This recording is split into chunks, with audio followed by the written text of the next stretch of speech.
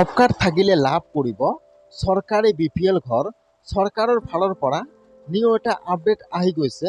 যদি আপোনালোকৰ job card আছে, নিউ জব কাৰ্ড, পুৰণা জব কাৰ্ড আৰু আপোনালোকে এতিয়াও চৰকাৰী BPL ঘৰটো লাভ কৰা নাই, তেনেহ'লে কিন্তু আপোনালোকৰ কাৰণে এটা বিগ আপডেট আহি গৈছে।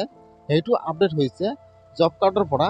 জব কাৰ্ড থাকিলে কিন্তু আপোনালোকে এতিয়া চৰকাৰী BPL ঘৰটো লাভ কৰিব। এতিয়া আপোনালোকে কেনেকৈ চেক কৰিব যে আপোনাৰ জব কাৰ্ডত BPL ঘৰৰ লিষ্টটো আহিছে নে অহা নাই। মই আজি এইটো ভিডিঅ'ত আপোনালোকক সম্পূৰ্ণ প্ৰচেছ ষ্টেপ বাই ষ্টেপ দেখুৱাই দিম। আপোনালোকে ভিডিঅ'টো সম্পূৰ্ণ চাই ল'ব স্কিপ নকৰাকৈ। আৰু যদি আপোনালোকে মোৰ চেনেলত নিউ হয়, মোৰ চেনেলটো ছাবস্ক্ৰাইব কৰি ৰাখি দিব। মই আপোনালোকৰ কাৰণে সদায় নিউ ভিডিঅ' আনি থাকোঁ। আপোনালোকে ফাৰ্ষ্ট আপোনাৰ মোবাইলৰ যিকোনো এটা ব্ৰাউজাৰ অ'পেন কৰি ল'ব।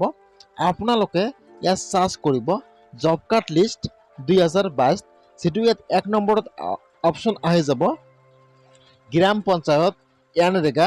আপোনালোকে সেইটোৰ ওপৰত ক্লিক কৰিব। মই কিন্তু আপোনাৰ সুবিধাৰ কাৰণে ৱেবছাইটৰ লিংকটো মোৰ ডিছক্ৰিপশ্যনত দি দিছোঁ। আপোনালোকে ডাইৰেক্ট ক্লিক কৰি এইটো অপশ্যনত আহি যাব পাৰিব। আপোনালোকে ফাৰ্ষ্ট চাৰ্চ কৰিব জব কাৰ্ড লিষ্ট 2022, যিটো 1 নম্বৰত অপশ্যন আহি যাব গ্ৰাম পঞ্চায়ত এনৰেগা। আপোনালোকে সেইটোৰ ওপৰত ক্লিক কৰিব।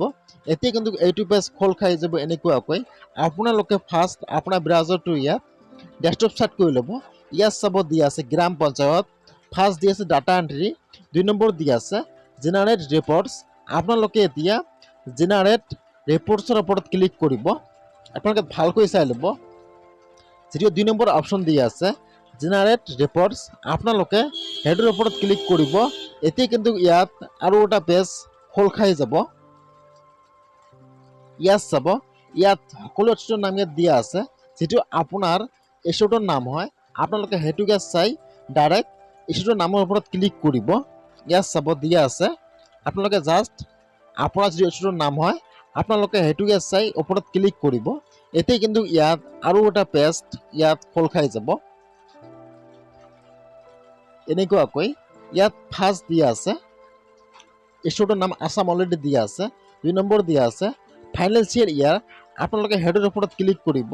ইয়াত সেট কৰি দিব আপোনালোকে 22-23। তাৰপিছত আহি যাব আপোনাৰ ডিষ্ট্ৰিক্টৰ নাম, চিলেক্ট ডিষ্ট্ৰিক্ট। আপোনালোকে হেডৰ ওপৰত ক্লিক কৰিব, যিটো আপোনাৰ ডিষ্ট্ৰিক্টৰ নাম হয়। ইয়াত আহি যাব আপোনাৰ ডিষ্ট্ৰিক্টৰ নামটো আপোনালোকে ইয়াত চাই চিলেক্ট কৰি ল'ব। ফাৰ্ষ্ট ষ্টেট, তাৰপিছত আহি যাব ডিষ্ট্ৰিক্ট, তাৰপিছত আহি যাব আপোনাৰ ব্লকৰ নাম, যিটো আপোনাৰ ব্লকৰ নাম হয়। আপোনালোকে সেইটো ইয়াত চাই চিলেক্ট কৰি ল'ব। ফাৰ্ষ্ট ষ্টেট, তাৰপিছত ডিষ্ট্ৰিক্ট, তাৰপিছত ব্লক, তাৰপিছত যিটো আপোনাৰ পঞ্চায়তৰ নাম আছে, আপোনাৰ পঞ্চায়তৰ নামটো ইয়াত আহি যাব। আপোনালোকে আপোনাৰ পঞ্চায়তৰ নামটো ইয়াত চাই আপোনালোকে চিলেক্ট কৰি ল'ব। এতিয়া তলত চাব দিয়া আছে প্ৰচেছ। আপোনালোকে এতিয়া প্ৰচেছৰ ওপৰত ক্লিক কৰিব। ফাৰ্ষ্ট ষ্টেট, ফাইনেন্সিয়েল ইয়াৰ, ডিষ্ট্ৰিক্ট, ব্লক আৰু পঞ্চায়ত। ইয়াত চাব দিয়া আছে প্ৰচেছ। আপোনালোকে এতিয়া প্ৰচেছৰ ওপৰত ক্লিক কৰিব। এতিয়া কিন্তু ইয়াত আৰু এটা পেজ খোল খাই যাব। এতিয়া আপোনালোকে ইয়াত চাব, যিটো ইয়াত 1 নম্বৰ অপশ্যন দিয়া আছে R1। আপোনালোকে R1ত চাব, যিটো R1ৰ 4 নম্বৰ অপশ্যন দিয়া আছে জব কাৰ্ড এমপ্লয়মেণ্ট ৰেজিষ্টাৰ। আপোনালোকে এতিয়া সেইটোৰ ওপৰত ক্লিক কৰিব। এতিয়া কিন্তু ইয়াত আপোনাৰ পঞ্চায়তৰ লিষ্টটো ইয়াত আহি যাব এনেকুৱাকৈ। এতিয়া আপোনালোকে ইয়াত আপোনাৰ নামটো ইয়াত চাই ল'ব যে আপোনাৰ নামটো ইয়াত আছেনে নাই। যদি আপোনালোকৰ নামটো ইয়াত আছে, এইফালে চাব দিয়া আছে জব কাৰ্ড নম্বৰ, এইফালে চাব দিয়া আছে নাম। আপোনালোকে ইয়াত আপোনাৰ নামটো চাই ল'ব, ডাইৰেক্ট জব কাৰ্ড নম্বৰৰ ওপৰত ক্লিক কৰিব। এতিয়া কিন্তু আপোনাৰ জব কাৰ্ডৰ প্ৰফাইলটো ইয়াত খোল খাই যাব। ইয়াত আপোনাৰ নাম, আপোনাৰ এড্ৰেছ ইয়াত সকলো আহি যাব। ইয়াত চাব, ইয়াত সকলো আহি গৈছে। এতিয়া আপোনালোকে অলপমান তলত আহি যাব। ইয়াত চাব দিয়া আছে, মই আপোনালোক জুম কৰি দেখুৱাই দি আছোঁ। ইয়াত তলত চাব এইফালত দিয়া আছে PMAYG হাউচ। ইয়াত চাব দিয়া আছে আপোনাৰ কিন্তু ইয়াত ঘৰৰ যিটো ID নম্বৰ আছে, ঘৰৰ ID নম্বৰ কিন্তু ইয়াত দিয়া আছে। যদি আপোনালোকে এতিয়াও চৰকাৰী BPL ঘৰটো লাভ কৰা নাই, আপোনালোকে এনেকুৱাকৈ চেক কৰক যে আপোনাৰ জব কাৰ্ড থাকিলে কিন্তু আপোনালোকে এতিয়া চৰকাৰী BPL ঘৰটো লাভ কৰিব।